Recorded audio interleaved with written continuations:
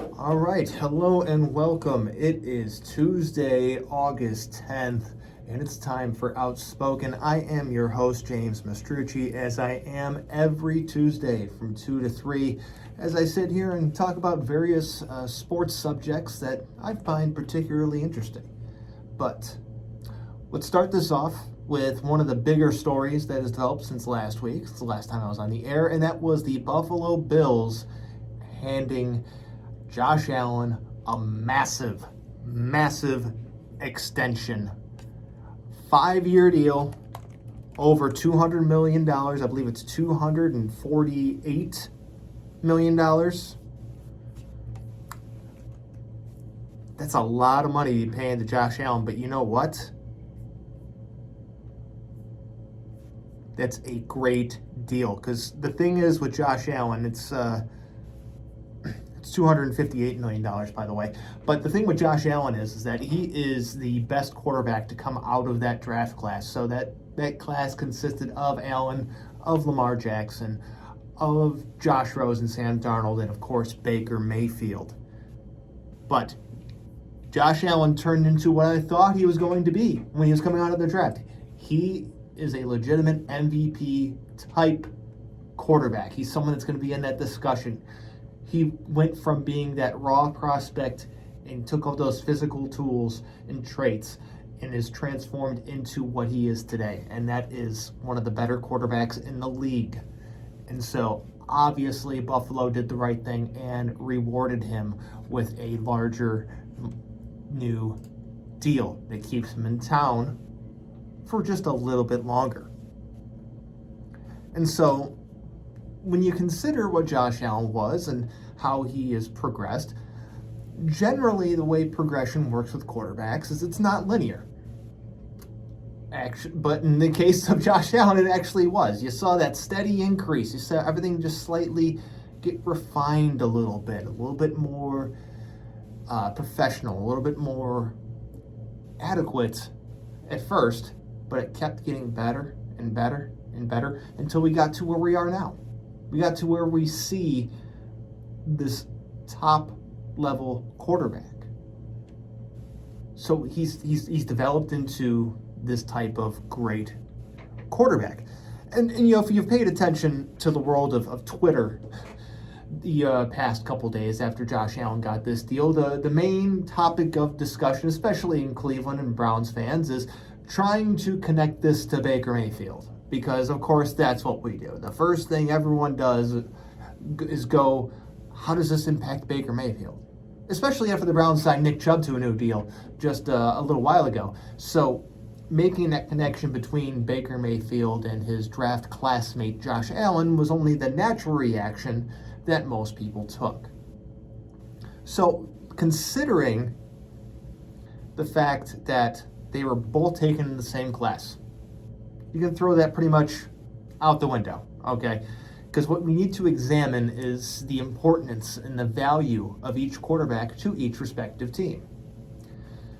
Josh Allen is the guy who drives the offense of the Buffalo Bills. Yeah, there are other parts to it, but you look at the reason why the Buffalo Bills are successful, it is Josh Allen as the quarterback. Now, you look at Baker Mayfield. Baker Mayfield's a guy that he comes and hit. You saw some highlights early on. Then he had the lower season, the lower performance level in 2019. But he came back up to a more consistent level of play this past year, about halfway through the year. The fact of the matter is that his success is more dependent on the players around him than it is Josh Allen. Sure, Josh Allen has Stephon Diggs, and he's a fantastic receiver. Okay? Devin Singletary, a pretty good running back. But you look at the skill set players around him. You look at the positions around him. It is far and away better situation for Baker Mayfield than it is Josh Allen. So when you consider the reason why each team is successful, Josh Allen's successful in Buffalo because Josh Allen's a good quarterback. Baker Mayfield is successful in Cleveland because he has Nick Chubb, Kareem Hunt, Odell Beckham Jr., Jarvis Landry, and Austin Hooper to throw to and hand the ball off to. So is much as people wanted to try and correlate Allen's deal to what Baker Mayfield's going to get or might get or possibly might get, trying to compare the two is simply just not an accurate exercise. Baker Mayfield's someone who is not shown to be able to play at the level that Allen did this past year. And the expectations for Allen is that he's going to continue playing at that high level and continue increasing that level. Meanwhile, we still don't have a definite answer on what Baker Mayfield is. So as far as what does it mean for Baker, it means nothing. That's what it means. You know, you see all these articles and tweets about out there that, you know, Allen set the market. The Browns got to come in next with a deal similar to his, or they're going to have to pay more than the Bills paid for Allen. I'm sorry, that's not how this works. Plain and simple. Because, you know, you pay for the player you're dealing with. You don't pay for players on other teams, okay? Trying to compare Baker Mayfield's future contract to what Josh Allen just got from the Bills is not a good way of doing business. And let's be honest, if the Browns were going to operate in that manner, you should be terrified. Luckily, I don't think they're going to do that. Because I think they understand or at least have a pretty good understanding of the value of what Baker Mayfield is. So that begs the question, what should a Baker Mayfield extension look like? I know lots of people are throwing out numbers. $40 million, it's crazy. $35 million, $33, $30, all crazy numbers. I'm sorry. I know people like to say you got to pay for the quarterback. Well, if he's shown that he's not able to succeed without the players around him, which I think we have a pretty good idea that the reason why he's successful is the coaching staff and the skill position players, not necessarily himself. You have to pay for the player by himself. So you look at him, you look at a very comparable player, a player who's been in a very similar situation, a player who has surprisingly similar numbers through the same amount of games when he got his deal. And I understand that it was a couple years back in the past, so the overall number might be a little bit higher when it's all said and done. But the one deal I keep coming back to is the deal the Las Vegas Raiders gave Derek Carr a couple years ago, okay? They signed him to a 5-year, $125 million extension. Now, that's a number I'd be comfortable with if they handed it over to Baker Mayfield. Because you know why? It still gives you flexibility to keep the really good to elite offensive skill position players on the team. So it doesn't fall all on Baker.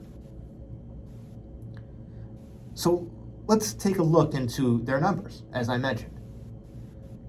So through his first 3 seasons, Derek Carr had 11,494 passing yards, 81 touchdowns, 31 interceptions, completed just under 61% of his passes in 47 games through his age 25 season.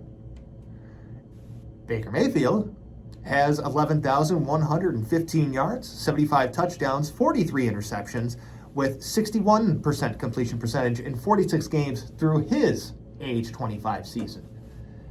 It is amazing how similar those two numbers are. And you look at it, and I know Derek Carr isn't the world's most exciting quarterback. I get it. He's in that, I'd probably put tier 3 level of quarterback. But you know what? Baker's there too. So when you're looking at numbers, you're looking at performance. If you're making comparisons between extensions that other quarterbacks go to that you're trying to make for Baker, don't look to Josh Allen. Look to Derek Carr. I understand that as time passes, deals get bigger. So let's say that $125 million over 5 years turns into $150 million. I wouldn't necessarily be that comfortable with that, but you know what? That's a heck of a lot better than some of the numbers I've seen getting thrown around for 4 years, 160. I know that the big discussion was about, is he going to get more money per year than Dak got? And if the Browns pay Baker Mayfield more money per season than Dak Prescott got from the Cowboys, which is $40 million, by the way, you're in big trouble. And the smart front office that I've heard nothing but praise for over the past year and a half, I don't think we'd be having that same discussion anymore. At least among people that accurately can evaluate the talent level and quarterback play of this team. I mean, there are some weirdos out there that like try to praise everything and again pound the non-existent guardrails into existence and keep hitting that drum. But you know what? If they pay Baker Mayfield $40 million and he's still the same quarterback at the end of this season that he is right now, though, that'd be a huge mistake. I'm sorry. So again, an ideal extension for Baker Mayfield would be something in the Derek Carr realm. And again, I'm gonna have to say it again, just so everyone understands. The number is probably going to be a little bit bigger. There's probably more money guaranteed. But something between that 125 over 5 or 150 over 5, I would be comfortable with. Maybe there's some opt-outs. Maybe they do some weird void years to take some stuff off, like they did with the Clowney's deal, and suddenly has become all the rage when it comes to new contracts for players. But something in that realm would be what I'd be looking for a Baker Mayfield extension and the Cleveland Browns. So next time you see someone try and bring up Josh Allen, what he got, or what Lamar Jackson's about to get from the Baltimore Ravens, tell them, no, look to Derek Carr's deal. Look to something similar dollar-wise that Dak got, but more years. But not that much money over that time frame. And with that, we're going to head into our first commercial break. But when we come back, we have some NBA discussions about more contract extensions. So stick around, be back in a few minutes. It really seems like pretty much every big name player, doesn't matter the sport, is getting paid right now. The NFL, it's Josh Allen, but the NBA, Luka Doncic received a 5-year, $207 million Supermax extension from the Dallas Mavericks. That's absolutely incredible. I remember when the Mavericks acquired Doncic, because remember, they drafted Trae Young, the Atlanta Hawks drafted Luka Doncic, and they made a trade during the draft. I mean, safe to say the trades worked out for both teams. Both teams are happy. Trae Young's obviously been a very productive and very excellent player for the Atlanta Hawks. But Luka Doncic just seems to be just everything he was thought to be and more. If you're looking for as advertised, Luka Doncic is your guy. He is a dynamic player who makes the Dallas Mavericks go.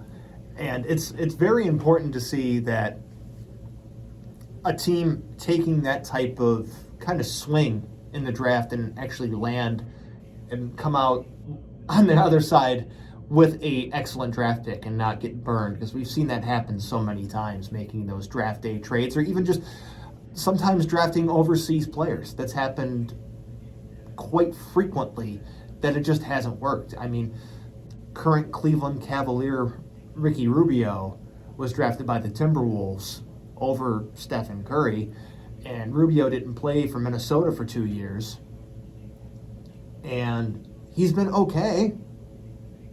He's not draft over Steph Curry caliber, but he's been okay. But that's just how it goes. I mean, sometimes you get the right player, sometimes you don't get the right player. And you know what? It seems like the Dallas Mavericks have got their guy. Now, that being said, he needs some more help, because the Mavericks have attempted to build around Doncic, but they have not necessarily been able to succeed in that venture. What has happened is that they went and they acquired Kristaps Porzingis from the New York Knicks and thought that, hey, we'll pair this dynamic player who's able to play a whole bunch of variety of positions. He's not necessarily a center, even though he's big. We'll pair him with Luka Doncic and see how this goes. You know, they both have dynamic, unique skill sets, and see how they play off of each other. The thing about this is that while there is potential in that experiment and combination, it just hasn't lived up. And I know that there's been some talks and rumors of Kristaps being disgruntled in Dallas because of his role and how things are basically essentially running through Luka. But you know what? Let's be real here. This experiment, this combination wasn't necessarily going to work in the first place. Once Porzingis got hurt in New York and it was a major injury and he was out for a long period of time, you knew that that special skill set that he had, which led to people calling him the unicorn, you knew it was pretty much over at that point. He's just simply too big to be that agile after this type of injury, and that's what we saw. Sure, he's had some productive years, but it's not this budding superstar that we once saw. So looking at from Dallas's perspective, they need to find other players to bring to Dallas to make sure that they're getting the most out of Luka Doncic while they can. And I know that there was some rumors with obviously little to no truth behind them that Luka could have left Dallas and gone somewhere else, but as we now know, since he's still in Dallas, signing this Supermax deal, he isn't going anywhere for a while. So you look at that, then you look at Cleveland here. They have their own player that's eligible for an extension, and that would be Colin Sexton, and it doesn't seem like they're too keen on extending him anytime soon. At least not right now. There's been pretty much no talks of substance in regards to a potential extension for Sexton. If you look at the reports, you look at what people are saying about Sexton, it's basically Cavs seem a little hesitant to hand him a big deal. They look like they're more likely to trade him than they are to extend him, which, as I've said many times on this show, as I have said many times on the show that's on the station tomorrow from 2 to 4, as I've said on Twitter, as I've said in things I've written for thisisbelieveland.com, I am for, because I just don't think Sexton is a guy who raises the floor of a team as a starter. I've said it before, I'll say it again, chances are I'm going to say it another 1,000 times. Sexton would be excellent as a sixth man.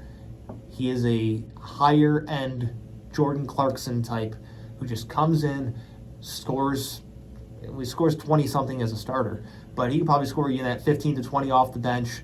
He could play starters minutes, just not as a starter. He just doesn't fit when you're trying to run an actual offense. If you just want him to go do whatever, then he's your guy. But if you actually want to win games, don't think Colin Sexton's the guy you want to be handing the ball to pretty frequently. But that's where the Cavs are. I think after trying to essentially make Colin Sexton happen, I think that the front office and management of the Cavaliers have realized that it's just not going to happen. But what do I know? I mean, you never know. This Doncic extension kind of came out of nowhere. Maybe one for Sexton comes. Maybe that one just pops up. But again, I really don't think so. I look at Sexton. I look at the way they're building this team. While it is confusing, I don't see a long-term fit, honestly, with Sexton and Garland and Mobley, Okoro, and Allen, because they just committed $100 million to Jared Allen. And he's fine. He's not a floor raiser, but he's fine. Then you have Evan Mobley, who you just drafted. He's destined to be a center. That's his destiny. Sorry. I know people are like, oh, he's a wing player. He's not. Okay?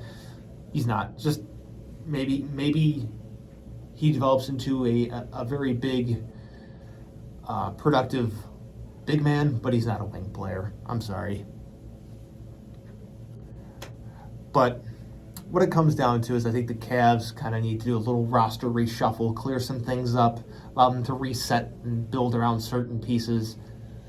Obviously, they view Jared Allen as one of those pieces. They view Evan Mobley as one of those pieces as well, since they have selected him. Isaac Okoro, again, I've compared him to Tayshaun Prince, but which is fine. It's just not a star, and until they get a star, if they ever get one, maybe it's Mobley, he's just not going to, I guess, pop off the screen as much. But I guess we'll keep track of that as things progress. And, for all I know, Colin Sexton could play every single game for the Cavs this season as a starter, and you'll see them win like 28 games. But there was something that came across my Twitter feed yesterday, which caught my attention. It was a tweet from the Fox News account, and essentially it was kind of, I'll say what it is. They were attacking the U.S. Olympic team, Kevin Durant and Draymond Green in particular. They highlighted the word drunk after their celebration after winning the gold medal, and my first thought is, let's say they were, who cares? They just won a gold medal at the Olympics. Number one. Number two, I didn't see them criticize anyone else for celebrating in that manner, because I can guarantee you anyone else that won a gold medal pretty much did the exact same thing. So I just found it very peculiar that they decided to just kind of take a shot directly at the men's Olympic basketball team, and were highlighting the word drunk, which they put in quotes for some reason. Yeah, they were drinking. They were drinking tequila, I believe. But that's besides the point. After they were getting lots of criticism for their performance, after people were trying to say, oh, they're not going to win a gold medal, all these other teams are too much better, they're too much talent, they're better than them, they don't have guys like LeBron on the team, or Steph, they're not going to win. They went out and won a gold medal. So not only are they celebrating the fact that they won, we're also pretty much just, dancing on everyone's graves that said that they had no chance of winning a gold medal. Now, I will say, I was concerned early on about how things were going and how things were going to work out. However, I did not lose faith in their ability to win a gold medal. But with all that being said, criticizing them for celebrating is just flat out ridiculous.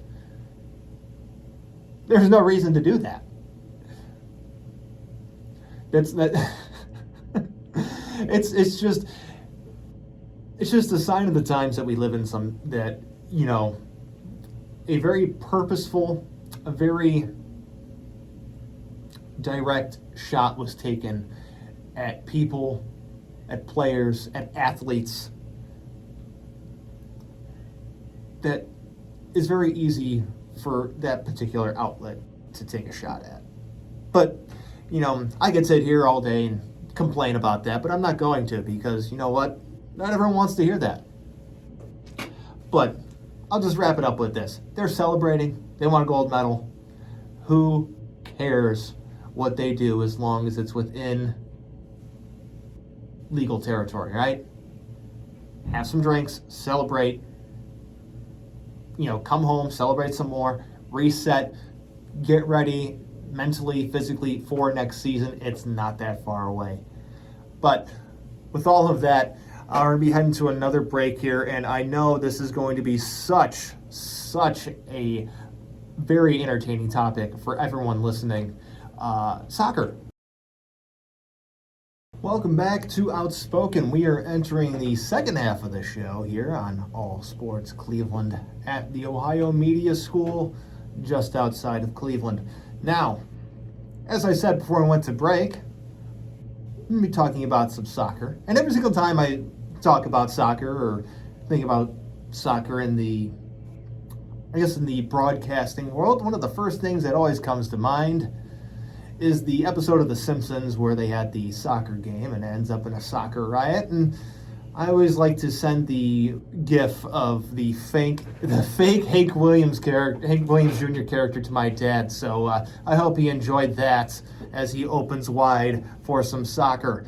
Okay, so there is some big soccer news in the global scale, and that'd be Leo Messi. He is no longer playing for Barcelona. After 17 years, he has left Barcelona. Apparently, while he was giving his kind of exit press conference, while he was, teary-eyed and crying and very emotional throughout the entire thing, there was some mention that he didn't necessarily want to leave and that he was trying to make things work.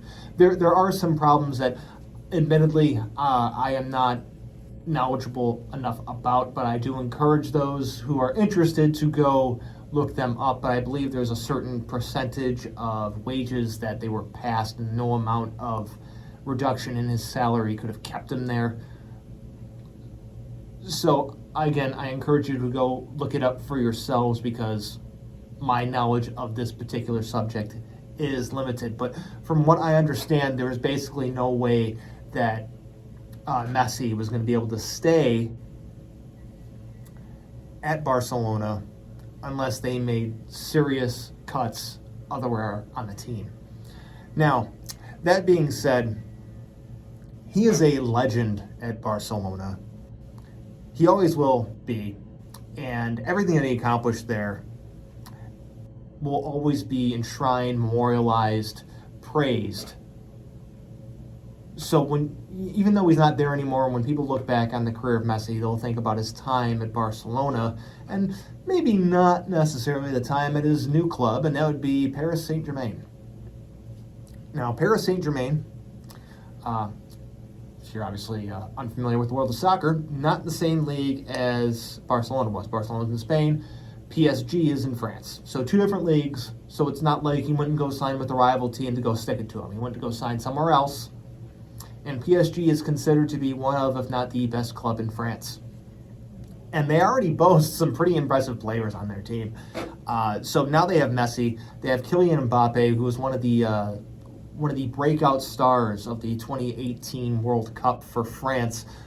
He was part of that World Cup winning squad there. Then they also have Sergio Ramos and his former teammate at Barcelona, Neymar.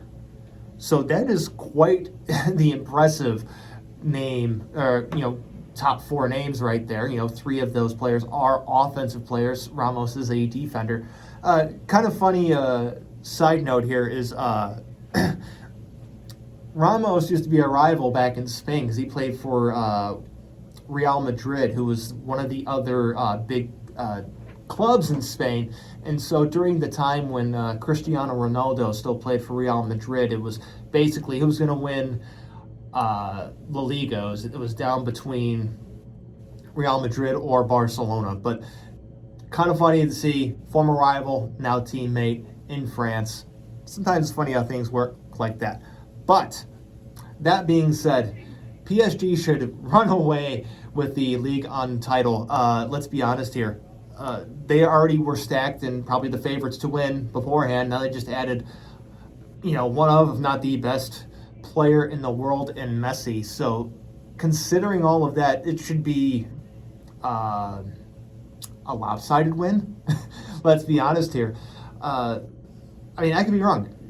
Things could fall off the rails, like what happened for Cristiano Ronaldo at Juventus in Italy, where things have not gone necessarily all that well. But Messi with Neymar, Ramos, and Mbappe, PSG should cruise to a Ligue 1 title. Now, looking at the bigger picture, because it's always about league titles, but what clubs always look for are UEFA Champions League titles. That's where the accolades that they're really looking for are. That's where you get more money. That's where you get more trophies. That's where you get more international acclaim. And so that's going to be what they should have their eyes focused on. Yeah, look towards winning the league. We also want to look towards winning the Champions League as well. And PSG has never won the Champions League before. They've been runner-ups once, and that was in 2020. This past year, they lost to eventual runner-up, Manchester City. So they've been close, so close to Champions League glory. But I think they have a legitimate chance to actually get over that hump, to get into possibly the final, and if not get there, win the whole thing. Okay? They have as good of a chance as anyone. Now, looking at Messi's personal accolades in the Champions League. It's quite impressive. He has the second most goals all time, 120, trailing only the aforementioned Cristiano Ronaldo, who has 134. It also is worth mentioning that Ronaldo started his appearances in the Champions League prior to Messi. So, Messi has 27 fewer appearances in the Champions League than Ronaldo does. Ronaldo has 176. Messi has 149.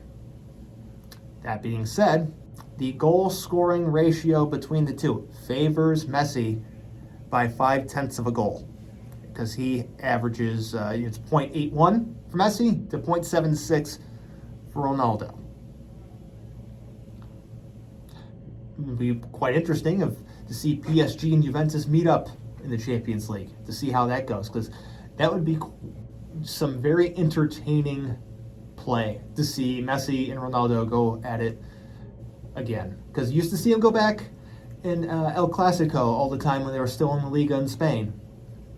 Even though they're not in the same league anymore, seeing them in Champions League play face-off, that would still be quite entertaining. But with that, it's some final thoughts here. It's quite interesting to see how everything kind of wrapped up, how everything kind of unfolded with the whole saga of Messi at Barcelona. Because for months you were just seeing, is he going to stay? Is he going to stay? Then you see, if you pay attention to any soccer, it's called transfers in soccer if you're not aware, any transfer rumors, it's multiple times a day, every day, during the transfer window and when the transfer window is closed. Because, again, in case you aren't aware, you can only make roster moves during certain times of the year. But in the world of soccer, transfer window rumors just run all the time.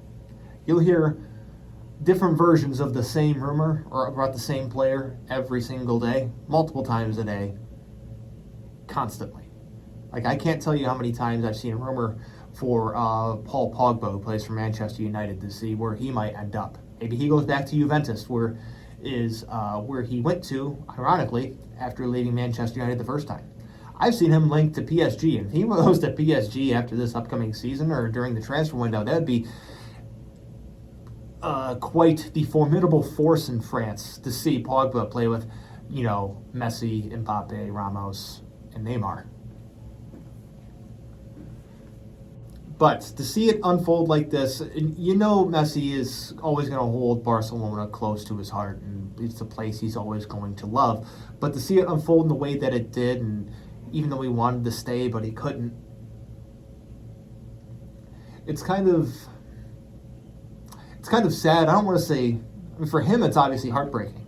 It's not heartbreaking for me, but it's heartbreaking for him, obviously. He was very torn up about it. He's someone that, if you ask most fans of soccer, Barcelona fans for one, but most fans of soccer, and the way that his career has progressed, they'd probably tell you that he deserved to only wear a Barcelona shirt or jersey and retire at Camp Nou. But now he's going to go to France, play for PSG. I mean, once you leave at the stage of his career that Messi is, and he's getting on in age a little bit. He's not old by any means, but Messi is 34. That's usually when you see them kind of travel from club to club a little bit. He did sign a 4-year deal, I believe, with PSG. But sometimes you see them end up in the United States playing in Major League Soccer. Zlatan Ibrahimovic did that. You see a lot of the old over-the-hill guys do that. David Beckham famously did that, played for LA Galaxy. Messi's still at the top of his game.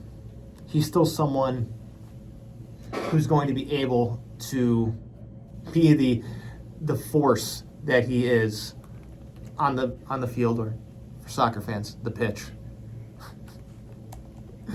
But you look at him correction, it's 2 years plus a third option year for Messi at PSG. But you look at him, you look at what he's going to be able to provide them. He's going to be a consistent presence in their lineup. He's going to be someone who's going to be able to put together quality play, game in, game out, week in, week out.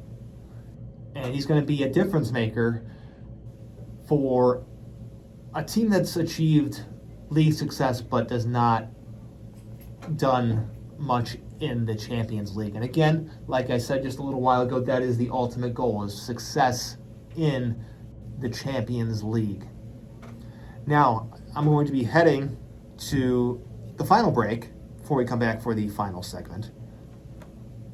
And when we come back in the final segment, we got quite a bit of baseball discussion. So, just a few minutes, but if you want to hear about Field of Dreams games, a possible new broadcast partner for Major League Baseball, stick around and keep listening. They built it, and people are coming. That's right, this Thursday will be the MLB Field of Dreams game as the New York Yankees take on the Chicago White Sox. Now, 8,000 fans will be in attendance for this. Let's just call it an event, because that's what it is. It's an event between two teams that were supposed to play last year, but obviously the game was postponed. However, they decided to play it this year, and it's going to be quite the interesting broadcast, quite the interesting game, because you're going to see, 8,000 fans sitting there, see them hitting balls into cornfields, which would be pretty cool to see. So this is going to be on Fox on this Thursday. It's 7:15. I'm going to skip watching the Indians game on Thursday. The heck with that. I'm going to watch this. This is going to be a lot cooler. And it's going to be much more entertaining, too. As much as I like to watch the Cleveland Indians play baseball, I would rather watch the Yankees and White Sox play out in a cornfield. Which on the surface sounds like a ridiculous statement to say, but you know what? That's going to be such a cool game. Both teams are wearing throwback uniforms. Similar to the time of the throwback uniform we saw in the movie. So it's just going to be a really cool event to see. It's going to be really cool to just watch Major League Baseball put on this type of event. So I encourage everyone to watch it. It's going to be really cool. I know I've said the word it's going to be cool 10,000 times, but I cannot say it enough. It's going to be awesome. So, speaking of baseball, speaking of ways to attract attention, it has found a way to attract some negative attention of sorts. And that is because they have a rumored new broadcast partner, or possible new broadcast partner. Let's put it that way. And that's Barstool Sports. Now, Barstool Sports is a bit of a lightning rod for various reasons, and some of the reasons are deservedly so. I'm going to be honest here. But if you look at some of the struggles that baseball has had at promoting itself, and you see the solutions people try and put out there, which honestly, a lot of them are unrealistic. Ending blackout restrictions, it's not going to happen. It's just the way baseball is, and sometimes it's not even up to baseball by itself. It's up to the stations, it's up to the channels, the broadcasters, the service providers. So while they play a role, not necessarily all up to them. Do a better job promoting its players. Sometimes players don't want to be promoted that way, so there's not really much you can do. Try and engage a younger audience and be more open. They've tried, people don't care. If they want to increase attention to their sport, if they want to grow the game and grow the audience, as much as people don't like it, partnering with Barstool Sports for it is probably the best way to go. There's a reason they've been very successful. Again, I'm not sitting here saying everything they do is great. They've done things I do not agree with, that I'm not a fan of. However, what it comes down to is, for something like Major League Baseball, is money. They want to get the most money. They want to get the most eyes on the sport as possible. They want to grow the sport. How are they going to do that? one of the most, I guess, engaging, one of the most influential outlets there is as far as sports goes, and that would be Barstool Sports. They have an excellent baseball podcast called Starting Nine, hosted by Jared Carrabis and Dallas Braden. They have various other team-based podcasts for other teams, including the Mets, Red Sox, and Yankees, since most of their stuff is Northeast-based. But listen, you want to get more attention to the sport. You want to have more people have interest and not just continue to cater to the same audience they have been for the game since the game was invented. They've made attempts to try and attract the younger audience, but the only thing they've successfully done is basically anger their already existing base of fans and people that watch their games. You might as well give an outlet a platform that has had success in engaging that youthful audience that they've been trying to get, and let them have a shot. Because you know what? I'm pretty sure they're going to be successful when it comes down to it, because if there's anything that I have learned not to do, it is doubt Dave Portnoy and Barstool Sports, because they just continue to succeed no matter how many people get in their way. So it'll be quite interesting to see if everything comes to fruition. It'll be quite interesting to see if it actually happens. There's been lots of, I will say, resistance to this possible partnership and announcement. And when the announcement first came out, I thought someone made a good point and thought it was going to be NHL. They do have a very successful hockey podcast called Spit and Chicklets that is very entertaining. They have their own brand of vodka with New Amsterdam called Pink Whitney that is very, very popular. So I thought when someone said that hockey made the most sense, like, yeah, it's probably going to be hockey. And baseball is just like, hey, this might be baseball. It's like, okay, that came out of left field. I didn't think that was going to happen. But you know what? They have found a way to get past just the hockey world with stuff like the branded vodka called Pink Whitney. Maybe if they let their baseball people have some sort of actual attempt in being able to get a little bit more of a reach, a little bit more of exposure to the common fan and to the common person, it could help actually grow Major League Baseball and their coverage and prevent a sport that has been slowly decaying in the eyes of television ratings. Maybe give it the jolt of life it desperately needs. And honestly, if you're a baseball fan, listen to Starting Nine. Two of the biggest baseball fans who talk about baseball that I am aware of, in Dallas Braden and Jared Carrabis. But one last thing, this is a Cleveland-centric thing. This is happening today. I believe it's already happened by now, but Cleveland Indians legend Rocky Colavito had a statue unveiled in Little Italy today. He is one of the better players in Cleveland franchise history, and his trade to Detroit following the 1959 season is attributed to a curse on the franchise, which, according to some, is still existing today. Considering for 30 years they were not within 11 games of contention, kind of hard to, say that, hey, that wasn't a curse there. I know some people don't necessarily believe in curses, but considering the fact that they have the longest World Series drought, I subscribe to it. I mean, that trade was an utter failure. Sure, they traded him to Detroit for the batting champion, but that guy didn't even make it out of the season when they acquired him. So, looking at it from that perspective, it's kind of sad how things have unfolded with that. But at the same time, the 88-year-old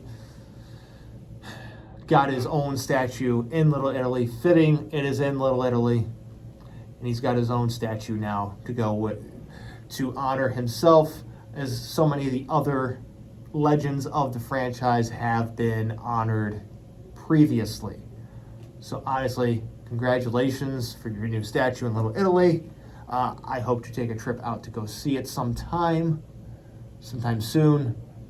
Maybe get some food while I'm down there. Be pretty cool. But that's about to wrap it up all today. Quick update on the Indians' current season before I head out and head home is that they're at 500. They're basically just kind of swimming in irrelevance. They have won 3 or 4 games, but when 3 of those games were against the Tigers and they had a surprise game against the Reds last night, doesn't seem all that impressive. They're hosting the Oakland Athletics for a 3-game series at home. That's if they're able to play all these games. It's supposed to rain all week here. But if you want to definitively close the book on their season, losing the series to the Athletics would certainly do that. However, they could make things a giant mess atop the wild card standings if they are able to win or sweep the A's. Don't think that's going to happen, but you never know. Crazier things have happened. So we'll see how that goes. I'm not all that optimistic, obviously. Like I said, I'm not even going to watch Thursday's game. Because I'm going to be too busy watching the Field of Dreams game. Which again, I encourage everyone to listen to watch that game. It's on Fox, 7:15. It's going to be quite the contest, quite the presentation. So that wraps it up for me here this week. Until next week, have a good week. Enjoy all of your sports watching content. Don't forget to tune in tomorrow. This station here, 2 to 4. So what's the catch? And don't forget to subscribe to all of my podcasts and work on This Is Believeland. Go to the website. Go to Apple Podcasts. Go to Spotify, SoundCloud, all of that fun stuff. Hit the subscribe button. Like, 5 stars, share, tell all your friends for all the best Cleveland sports-related content out there. See you next week.